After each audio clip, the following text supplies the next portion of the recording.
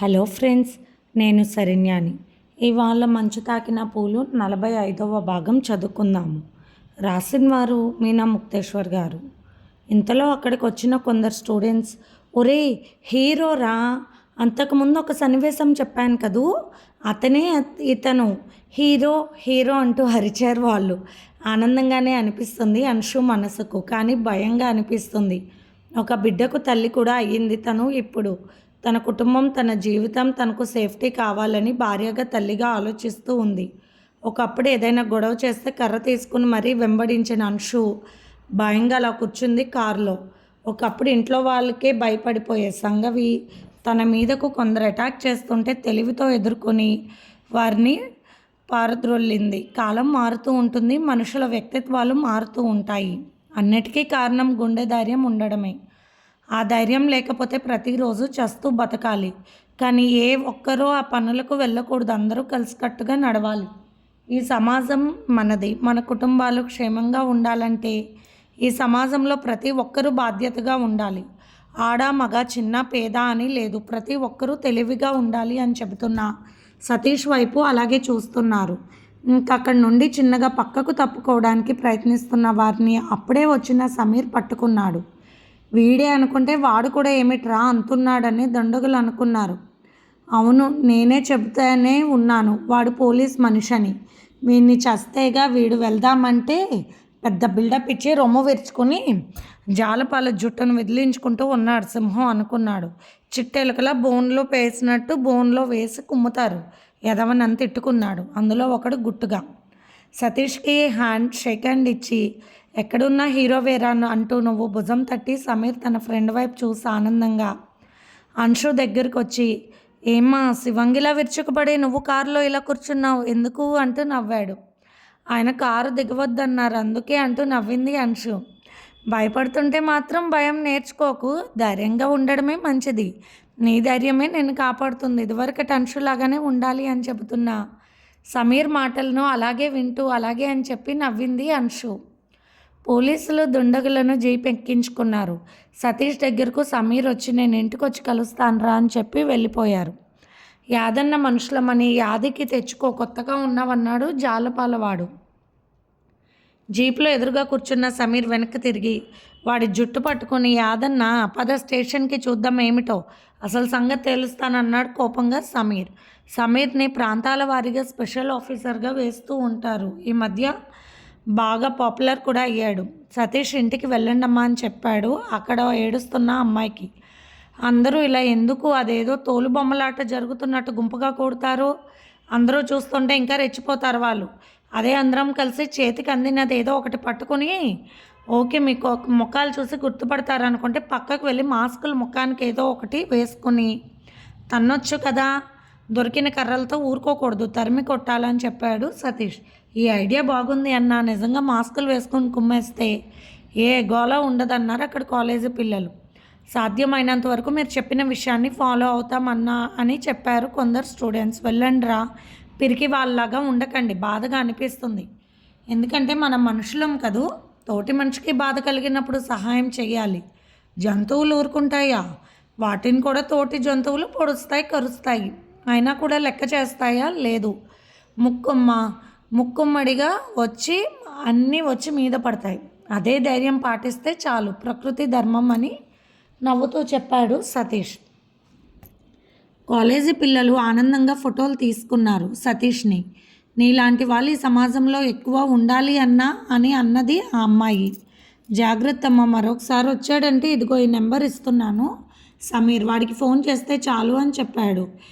ఇంతకీ నీ పేరేంటమ్మా అన్నాడు సతీష్. సహనా అని చెప్పింది అమ్మాయి.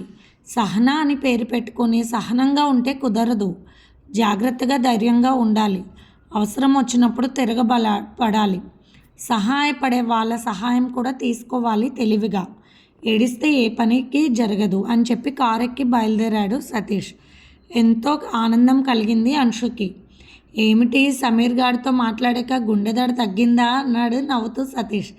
ఏమిటో ఇదివరకు ఉన్న ధైర్యం లేదు, ఇప్పుడు నా భర్త నా బిడ్డ అని అనిపిస్తుంది. ఎందుకు సతీష్ అని అన్నది అంశు.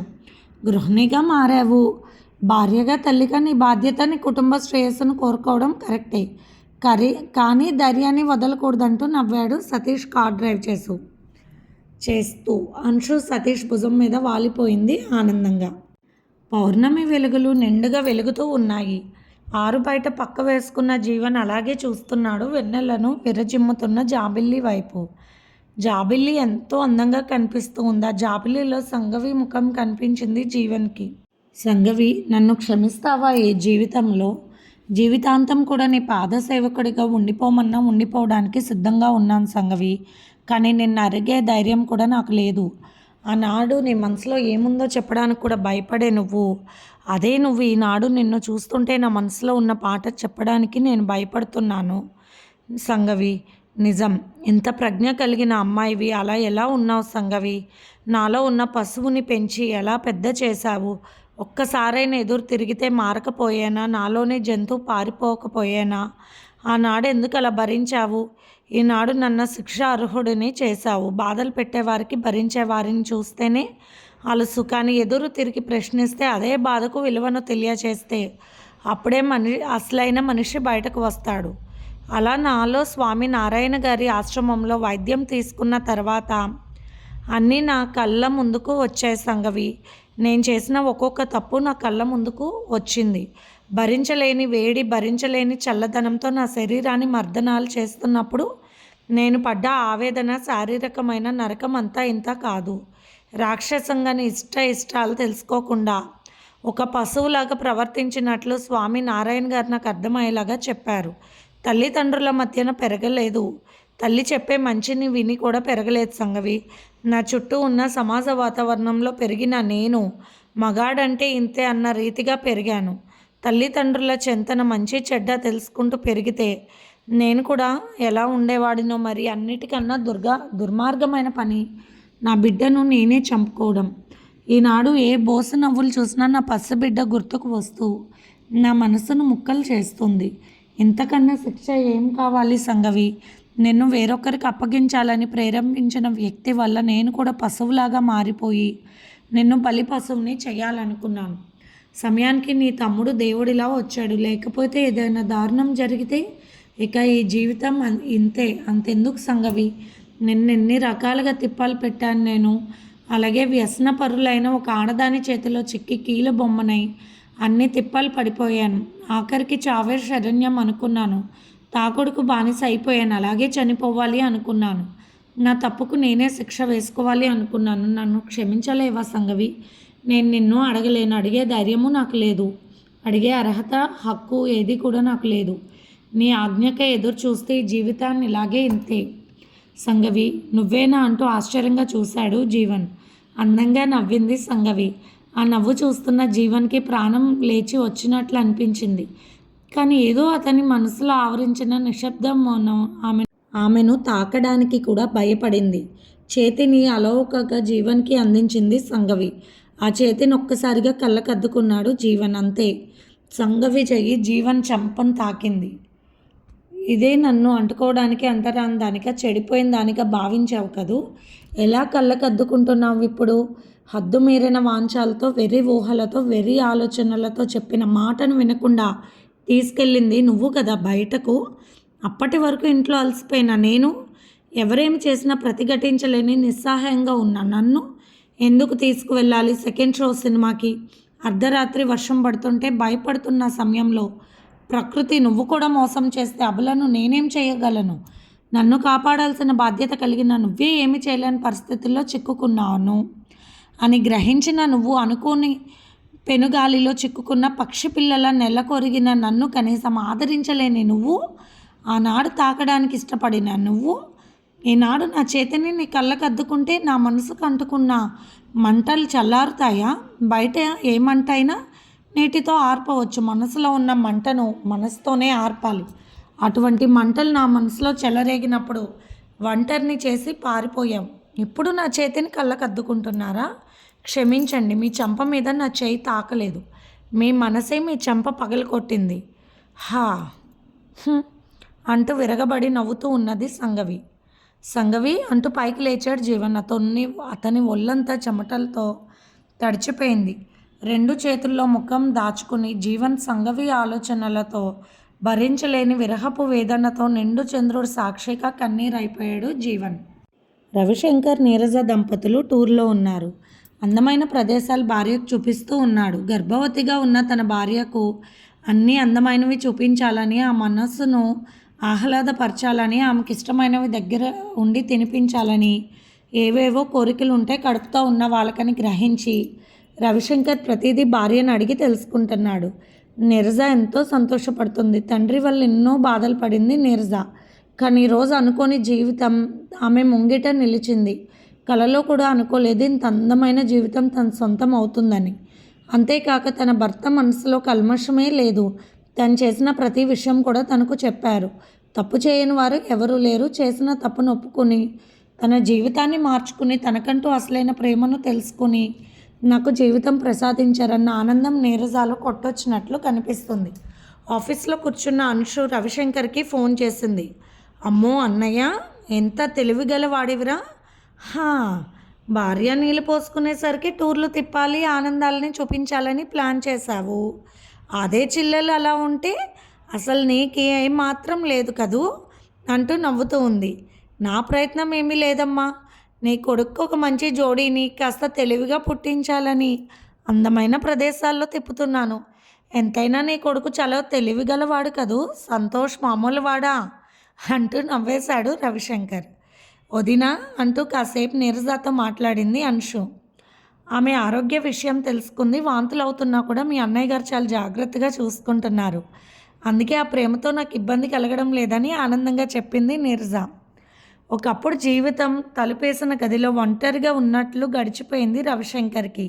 కానీ ఈరోజు స్వామినారాయణ ఆశ్రమంలో తెలుసుకున్న జ్ఞానం వల్ల ఆయన మనసుకు ప్రశాంతత వచ్చింది. తనలో తప్పేమిటో తెలుసుకున్నాడు. ఆ తప్పును త్యజించి అసలు ప్రేమను గుర్తించాడు.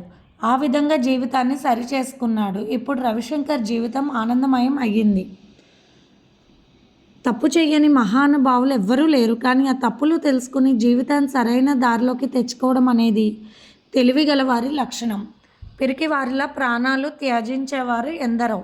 ధైర్యంగా జీవించి మరలా తన జీవితాన్ని ఒక మంచి మలుపు తిప్పుకోవడం నేర్చుకోవాలని అనిపిస్తూ ఉంటుంది అన్నను చూస్తుంటే అని ఆశ్చర్యంగా అనుకుంది అంశు. ఫైల్లో వర్క్ చేస్తున్నాడు సతీష్. అబ్బో, అబ్బాయి గారి ధైర్యం మామూలుగా లేదు. ఏమిటండి అంత ధైర్యం ఎలా వచ్చింది? నాకు హీరోలాగా కనిపించారు, కానీ నాకు నా భర్త, నా బిడ్డ, నా కుటుంబం ముఖ్యం అనిపించి భయపడ్డాను. లేకపోతే ఆ సంగతిని ఇంకా ఎంజాయ్ చేసేదాన్ని సంతోషంగా చెప్పింది అంశు. భర్తను చుట్టుకుపోయి ముద్దుల వర్షం కురిపించింది. ఇంతలో సతీష్కి ఫోన్ వచ్చింది. సంగవి చేసింది. నీకు కొడుకు ఇల్లు కూడా లేపేసేలా ఉన్నాడ్రా, అలా అరుస్తున్నాడంటూ సంతోష్ అరుపులను వినిపించింది సంగవి నవ్వుతూ. ఇప్పుడే వచ్చాను. మా తమ్ముడు హీరో గారి విషయాలు టీవీలో కూడా వస్తున్నాయి. అందుకే హీరో గారి కొడుకు ఇక్కడ రెచ్చిపోతున్నాడు. వాడికి మాటలు రాలేదు కానీ అరవడం బాగా వచ్చిందంటూ నవ్వేసింది సంగవి. ఏమిటో దినా, టీవీలో చూపిస్తున్నారా ఏమిటి అంటూ అంశు అడిగింది. అవును, పలానా టైంకి వార్తలు చూపిస్తారన్నాక నేను ఇంటికి వచ్చాను పని లేకపోవడంతో. అందరం కూర్చొని వార్తలు చూస్తున్నాం. అమ్మో, సతీష్ ఎంత బాగా ఎదుర్కొన్నాడు. సమీర్ని చూసి చాలా రోజులైందని నవ్వుతూ ఆనందంగా చెబుతుంది సంగవి. వర్క్ అయిపోయిందక్క, వచ్చేస్తున్నాం, ఫైల్స్ ఇంటికి తీసుకొస్తున్నామని చెప్పిన అంశు పద అక్క కూడా వచ్చింది, ఇంటికి వెళ్దామంటూ బయలుదేరారు. సరస్వతీదేవి గారు జీవన్ పని మీద బెంగళూరు వస్తుంటే తను కూడా వచ్చింది. ఇద్దరూ కలిసి సతీష్ వాళ్ళ ఇంటికి వచ్చారు. ఆ సమయంలో సంగవి అందరూ కూర్చుని వార్తలు చూస్తున్నారు. చప్పట్లు కొడుతూ నవ్వుతూ ఉంది సంగవి. చూడరా, మీ నాన్న హీరో, నువ్వు ఇంకా ఎలా ఉంటావో మరి అని అంటూ ఉంది సంగవి. ఇంతలో జీవన్, సరస్వతి గారు వచ్చారు. సంగవి వైపు చూశాడు జీవన్. రండి అత్తయ్య గారు అంటూ పైకి లేచి అత్తగారికి ఎదురు వెళ్ళి కూర్చోబెట్టింది సంగవి. లోపలికి వెళ్ళి మంచినీళ్ళు తెచ్చిచ్చింది ఇద్దరికి. పెద్దలను గౌరవించడంలో కానీ సంస్కారమైన విషయంలో కానీ ఏం మార్పు లేదు సంగవిలో. కానీ ఆమె మనసులో మార్పు మాత్రం వచ్చేది కాదనుకున్నారు సరస్వతి గారు. సంతోష్ ఆడుతూ పాకుతూ జీవన్ దగ్గరికి, సరస్వతి గారి దగ్గరికి వెళ్తున్నాడు. అప్పుడు సరస్వతి గారి మనసులో ఎన్నో భావాలు కదిలాయి. ఈ పాటికి తన మనవరాలో మనవడో ఉండేవారు. ఏమిటో అర్థం లేకుండా అయిపోయింది నా కొడుకు జీవితం అని మనసులో అనుకున్నారు. సంతోష్ వైపు చూస్తూ ఆమె కళ్ళల్లో సన్నటి కన్నీటి తెర చూసిన తాయారమ్మ గారు బాధగా అనుకున్నారు. మనసులో ఎవరికైనా ఉంటుంది, ఆ బాధ ఎవరికి ఉండదు. కొడుకుకి లక్షణంగా భార్య పిల్లలు ఉండాలని తప్పులు అందరు చేస్తూ ఉంటారు. ఎవరూ నేర్పులు కాదు. అందుకని ఆ అబ్బాయినే అలా అనడం కరెక్ట్ కూడా కాదు అని మనసులోనే అనుకున్నారు తాయారమ్మ గారు. అక్కడికి వర్క్ ఎలా ఉంది బావగారు అంటూ మాట్లాడాడు సతీష్ జీవన్తో. వర్క్ గురించి మాట్లాడుకున్నారు కాసేపు. ఇక్కడ ఆఫీస్లో కొన్ని సబ్మిట్ చేయాల్సిన ఫైల్స్ ఉన్నాయి, అందుకనే వచ్చాను. రవిశంకర్ గారు ఫోన్ చేసి చెప్పారని విషయం చెప్పారు జీవన్. విచిత్రంగా ఉంటాయి కొన్ని పరిస్థితులు. ఒకప్పుడు అనుబంధాలతో ముడివేసుకున్న బంధాలు నేడు పలకరించుకోవడానికి కూడా వెనుక తగ్గుతున్నాయి. చూసేవారికి ఏదోలా ఉంటుంది, అనుభవించే వారికి బాధగా ఉంటుంది. కానీ గతాన్ని తలుచుకునే అంత అవకాశం కూడా తీసుకోవడం లేదు సంఘవి. తను హ్యాపీగానే ఉంది అందరితో కలిసి మెలిసి. ఇంతలో సమీర్ వచ్చాడు. సమీర్కి జీవన్ వైపు చూడగానే కాస్త కోపం వచ్చింది, కానీ సిచ్యువేషన్ అర్థం చేసుకుని వచ్చి కూర్చున్నాడు. ఒరే, నిన్ను టీవీలో తెగ చూపిస్తున్నారంట కదరా అంటూ నవ్వేశారు.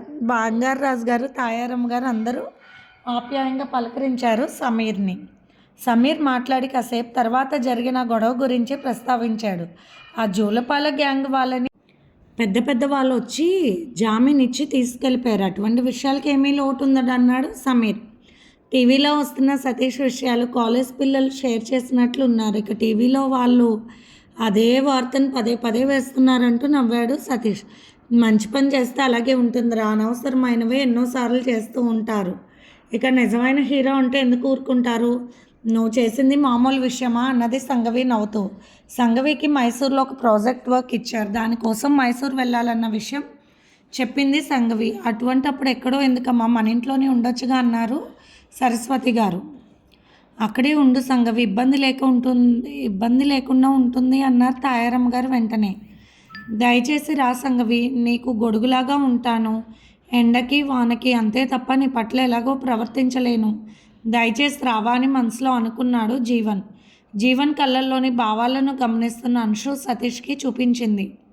అందరికీ కాఫీలు తీసుకొచ్చింది అంశు. ఒరే జూనియర్ సతీష్ అంటూ సంతోష్ని ఎత్తుకున్నాడు సమీర్ ఆనందంగా. పై పేకి ఎగురుతున్నాడు వాడు. ఆ దృశ్యం ఎంతో ముచ్చటగా అనిపించింది అందరికీ. సంఘవికి మనసు చాలా ప్రశాంతంగా ఉంది. పసివాడి నవ్వులు, అల్లరి కేకలు చూస్తుంటే సంఘవికి మనసుకు ఆహ్లాదపరిచే విషయాలను మాత్రం సేకరించుకుంటుంది. తన కళ్ళ ముందు జరుగుతున్న అన్యాయాలను ఎదిరించడానికి సిద్ధపడుతుంది. అంతేగాని జరిగిపోయిన గతాన్ని తవ్వుకొని బాధపడుతూ కూర్చోవాలని అనుకోవడం లేదు. అలా అని పెద్దల మాటలకు తల వంచి రాజీపడి జీవించాలని అసలే లేదు. సంతోష్ జీవన్ మీదకు ఒక దూకాడు. గబుక్కుని పట్టుకున్నాడు. జీవన్ నవ్వుతున్నాడు. సంతోష్ మామ రా అంటూ నవ్వుతూ ఉన్నారు తాయారమ్మ గారు. బంగారాజు గారు కూడా సంతోషంగా చూస్తున్నారు మనవడి వైపు. అక్కడి నుండి సంఘవి దగ్గరికి వచ్చేశాడు సంతోష్. ఒరే, మామ దగ్గర నుంచి అత్త దగ్గరికైనా రావాల్సిందంటూ నవ్వేసింది తాయారమ్మ గారు. సతీష్ నవ్వుకున్నాడు. పెద్దవాళ్ళ తెలివితేటలు భలే ఉంటాయి, జరిగే విషయాలను మాటలతో భలే అల్లుతారు అనుకుని నవ్వుకున్నారు అంశు సతీష్ దంపతులు. సంఘవి బయలుదేరుతుంటే సమీర్ నేను వస్తున్నానక్క, దించి వెళ్తానని చెప్పాడు. అరే నేను తీసుకెళ్దాం అనుకున్నాడు జీవన్ తన కారులో. అందరికీ చెప్పి వర్క్ ఉందని సంఘవి సమీర్తో బయలుదేరి వెళ్ళింది. సంఘవి వెళ్ళిన వైపు అలా కాసేపు చూశాడు జీవన్. ఇటువంటి వజ్రాన్ని కాలదనుకున్నాను నేను అనే జ్ఞానం తెలిసినప్పటి నుండి జీవన్ సంఘవి గురించి బాధపడుతూనే ఉన్నాడు. ఇది ఫ్రెండ్స్ ఇవాల్టి ఎపిసోడ్. రేపు ఇంకొక ఎపిసోడ్తో మీ ముందుకు వస్తాను. మీకు కనుక స్టోరీ నచ్చినట్లయితే లైక్ చేసి షేర్ చేసుకొని సబ్స్క్రైబ్ చేసుకోండి. ఉంటాను.